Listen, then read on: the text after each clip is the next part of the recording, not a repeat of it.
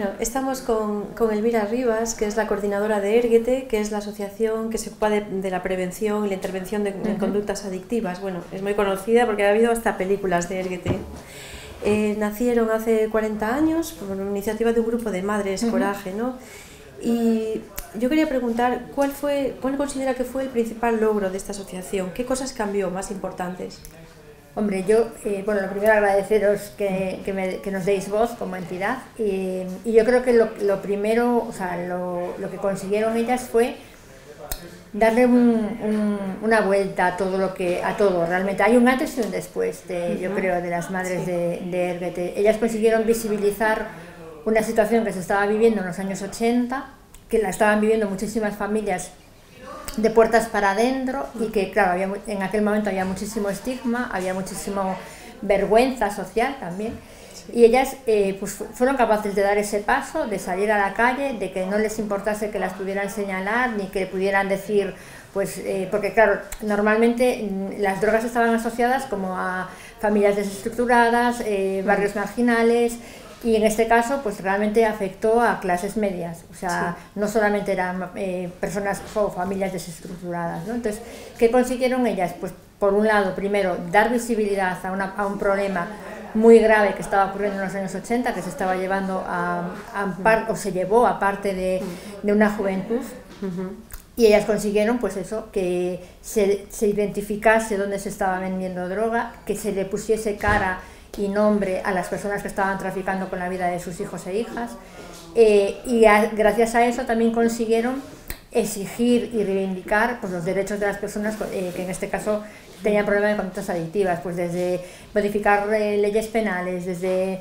conseguir más recursos a nivel de asistencia sanitaria para ellos, modificar incluso el tratamiento que se le daba a estas personas en los centros penitenciarios. Ellas fueron las primeras incluso que de manera voluntaria entraron en las cárceles aquí en Vigo, hacían acompañamientos a los jóvenes, o sea, realmente cambiaron muchas cosas y sobre todo yo creo que la principal es las políticas que se estaban llevando a cabo exigieron que se tuvieran en cuenta todas las necesidades. Empezaba también el VIH, ellas fueron las primeras en reivindicar las necesidades para que se pusieran medios para frenar los contagios en prisión, que se empezasen a repartir kits de jeringuillas y demás para que no se compartieran las jeringuillas. O sea, es que al final te pones porque ahora lo estamos haciendo, ¿no? Como estamos elaborando y recopilando todo lo que tenemos de la historia de la asociación, al final ves que fueron muchas cosas, no es una o dos, o sea, son muchas cosas. Le debemos, realmente, ya te digo, para mí, yo creo que hay un antes y un después y sobre todo también el movimiento social, la fuerza que ellas tuvieron para conseguir que hubiera esa unión, ¿no? Porque fue en Vigo, pero luego se extendió a toda Galicia, a toda España, o sea, fue un movimiento muy fuerte, el movimiento social que se creó a raíz de las madres, evidentemente no solamente de nuestras madres aquí en Vigo, ¿no? También en otros puntos de España, pero que se consiguió una fuerza muy grande entre todas ellas, y la gran mayoría mujeres. Claro. ¿Y cómo van a celebrar? Porque ha dicho que está preparando cosas. ¿Cómo van a celebrar este 40 aniversario? Porque han seguido trabajando todos estos años. Sí, a ver, está claro que la asociación Érguete sigue a día de hoy, pero le debemos todo a ellas, ¿no? A las madres que la fundaron. Entonces, para nosotros este año es muy importante poner el foco en ellas. O sea, es un homenaje a ellas, o sea, a lo que ellas nos transmitieron, a lo que ellas nos han dejado como legado, y creo que nos han dejado muchas cosas: el coraje, la lucha, la fuerza, el que no olvidemos nunca que tenemos que seguir siendo la voz de denuncia social.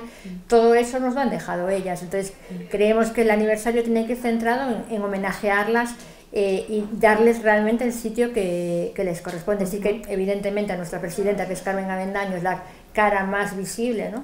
Pero detrás de ella había muchísimas mujeres y algún padre también, y algún hombre, quiero decir, que hicieron esa fuerza. Quiero decir, ella tuvo detrás todo un grupo de mujeres que le arroparon y que apoyaron para que esa lucha pudiera llevarse a cabo. No sería imposible, ¿no?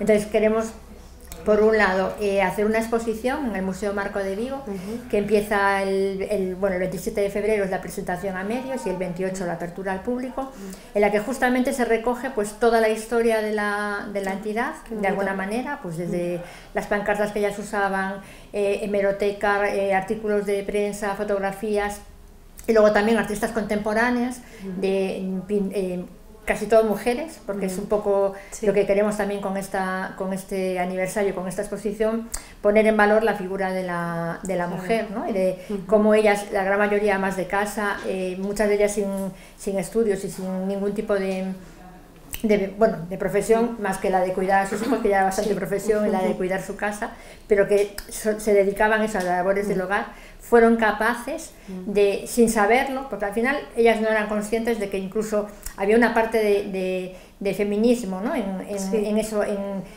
empoderarse, en ser capaces de salir a la calle, de empezar a tener otro papel, ¿no? Muy importante al final, tanto en su familia, en su casa, como al final en la sociedad. Muy bien. Y luego, bueno, también la exposición va a estar hasta junio, de febrero a junio. En esos meses también se van a desarrollar algunos actos paralelos para mantener viva la exposición, y luego en octubre se va a hacer una gala homenaje en el Teatro La Fundación, que nos han cedido, el día 9, y ahí también para, bueno, pues eso, sequearlas de alguna manera con algunas actuaciones de artistas que están por confirmar. Y luego se cierran los actos con la carrera, como siempre, que venimos realizando desde hace 9 años, que es la Erguete Corre. Así, es un pequeño borrador, todavía seguramente alguna cosa más habrá, pero claro, eso sería el resumen. Bonito ya de lo que ha contado. Y estos días hubo muchas noticias pues de barcos que llevaban con alijos. Yo no sé si está habiendo más tráfico o si es que los detectan más. ¿Cómo lo ven ustedes esto? Yo creo que es ambas cosas, me da la sensación. Yo creo que realmente el problema del narcotráfico y de la entrada de droga nunca ha desaparecido. O sea, sí que es verdad que a lo mejor en aquella época, cuando ellas lo denunciaron, pues también se fue más visible, se puso más el foco, ellas estaban continuamente denunciándolo. Parece que luego como que se relajó un poco el tema y como que no se le daba tanta visibilidad, y ahora desde hace una temporada sí que estamos viendo que está continuamente entrando. Las noticias que nos llegan o que más o menos nos van diciendo que sí que entra muchísima droga, entonces si entra muchísima droga es porque hay oferta demanda, y hay demanda, o sea, quiere decir, ese negocio sigue estando muy activo. Ese es el problema, quiero decir, no somos capaces, ¿no?, después de tantos años, después de 40 años, de que esto haya desaparecido, todo lo contrario, o sea, cada vez entra más droga. Puede ser que a lo mejor también se detecte más, pero yo creo que es que cada vez hay más oferta y demanda, y ahí un poco lo que pensamos es que es un negocio que es muy difícil de erradicar, porque hay muchísimos intereses creados, muchísimos intereses económicos, entonces no es un tema fácil de solucionar, porque al final genera un movimiento económico muy alto. Entonces yo creo que eso es la gran dificultad, y luego porque eso, existe mucha demanda. Y no sé, por los datos que tiene la asociación, pues ¿cuáles son las sustancias que más se consumen ahora y cuáles considera usted las más preocupantes? Las que más, o sea, desde nuestro punto de vista y un poco lo que vemos, las que más se consumen siguen siendo el cannabis, el alcohol, porque la gente se olvida de que el alcohol es una droga, porque está muy normalizada, y en las edades tempranas es la que más se consume. Alcohol y cannabis son las que más se consumen. Y luego, pues eso, cocaína, heroína en menor medida, pero sobre todo cocaína. Y no sé si detectan que baja la edad de consumo, no sé si hay un estudio del Ministerio que lo dice, creo, ¿no? También se nota aquí en Vigo esto. Sí, o sea, sí que se baja, o sea, quiere decir, sí que nosotros sí que estamos detectando que cada vez, sobre todo lo que te decía, cannabis y alcohol, se está detectando más a edades más tempranas. Los adolescentes están haciendo uso del alcohol a una edad mucho más más temprana que antes, o sea, pues estamos hablando de, pues eso, 13, 14, sí que ya se inicia 12, 13, 14 en alcohol y cannabis. El problema que estamos teniendo también, pues que son edades muy tempranas, y entonces, ¿qué pasa? Pues que nuestro cuerpo y nuestro cerebro está preparado para este tipo de adicción, o sea, entonces sí que lo que se está detectando es que sobre todo el consumo de marihuana, de cannabis, está provocando bastantes problemas psiquiátricos, quiero decir, brotes psicóticos, problemas mentales en estos adolescentes. Y ese es el principal problema. De hecho, las consultas bueno, por los informes que estamos teniendo y las noticias que nos están llegando, las consultas de psiquiatría infantil pues están desbordadas, ¿no? Y intentos pues autolíticos, de suicidio y demás, pero muchas veces hay otras causas, evidentemente, ¿no? Pero muchas de las causas a veces es el consumo de estas sustancias. Y luego también hay, el uso de las nuevas tecnologías es muy extendido y a veces un consumo abusivo. No sé si ustedes ven esto y si lo abordan o se dedican solo a sustancias. O sea, nosotros, la asociación sí que es verdad que nació en su momento, ¿no? Con un programa concreto en aquel momento que era el servicio jurídico, pero luego evidentemente la asociación se ha ido adaptando también a las nuevas realidades y ha creado y ha desarrollado programas. En este momento tenemos 3 áreas en la entidad, que es el área residencial, donde tenemos 3 viviendas de apoyo al tratamiento para personas que están ya en una fase pues, de reinserción o más cerca a poder llevar una vida independiente. Entonces hay 2 pisos de hombres y 1 de mujeres.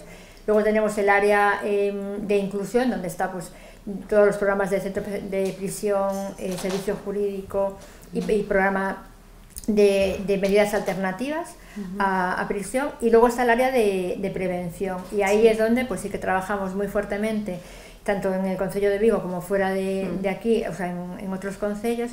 Y uno de los programas que más se está demandando en este momento es el Comunidades en Línea, que es un programa justamente para trabajar todo el tema de un uso responsable, digamos, ¿no? de las nuevas tecnologías y demás.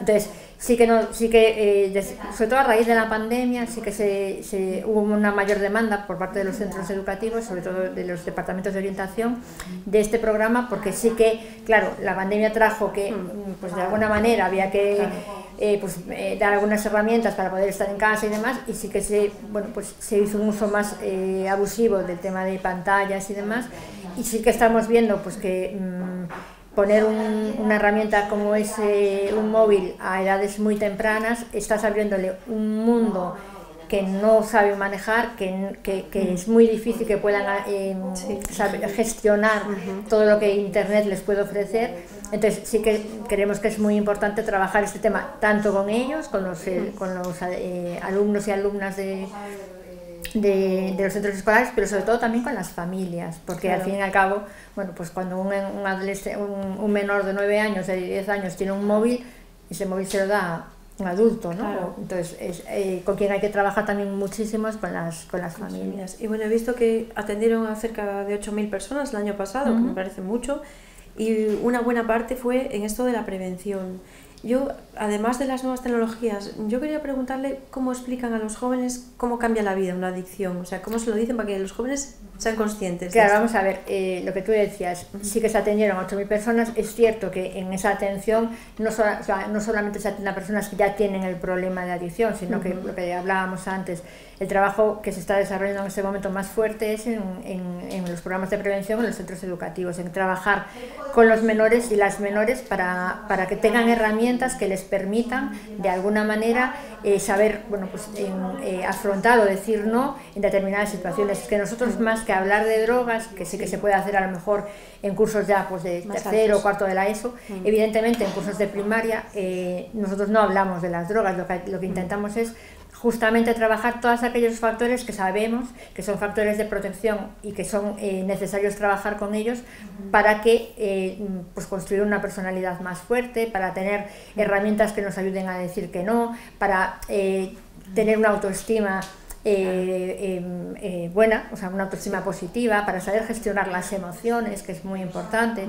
Ese es el trabajo principal que se hace en el programa de prevención. Luego sí que es verdad que en los cursos de tercero o cuarto de la ESO sí que se puede hablar a lo mejor ya más de lo que sería conceptos de drogas y demás, pero no sé, a veces la gente piensa que trabajar prevención en drogas es hablar de drogas, no, es hablar de otras muchas cosas que tienen que ver con que tú hagas con que la estructura de ese adolescente que estamos creando sea una estructura sólida y una estructura... Claro, que esté preparado para cuando llegue la tentación, digamos, ¿no?